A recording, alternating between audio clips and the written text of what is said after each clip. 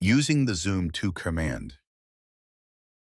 In this tutorial video, we will learn how to use the Zoom to command in the software.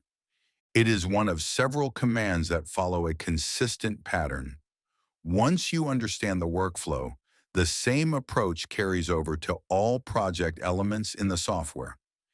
Here we have a large, complex model with hundreds of pipes, reaches, and other elements on the map view.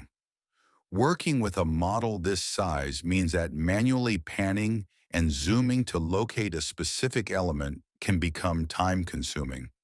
The Zoom to command takes care of this problem. It is available for all project elements, including pipes, cross-sections, subbasins, 2D flow areas, and many more, letting you navigate directly to any element in just a few clicks. Let's say you are reviewing results and need to check a specific pipe in this model. Rather than scrolling and panning through the map view to find it, the Zoom to command takes you directly there. To use the command, head over to the Input ribbon menu, open the Stormwater Pipes drop-down, and select the Zoom to Pipe command. A dialog box will open with two options: Zoom to all pipes at once, or zoom to a specific selection. To navigate to a particular pipe, select the Zoom to Selected Pipes option and choose the one you want from the list below. If you want to select more than one pipe, hold the Control key while making your selections.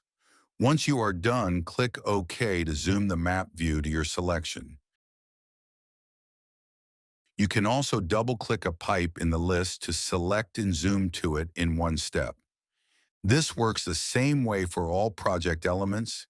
Instead of searching through the map view to find a particular element, you can pull it up by its ID in a few seconds. You can also select the Zoom to All option that zooms the map view to the full extent of that element type. And that covers the Zoom to command. It is a simple navigation tool that saves you the time and effort of manually searching through large and complex models.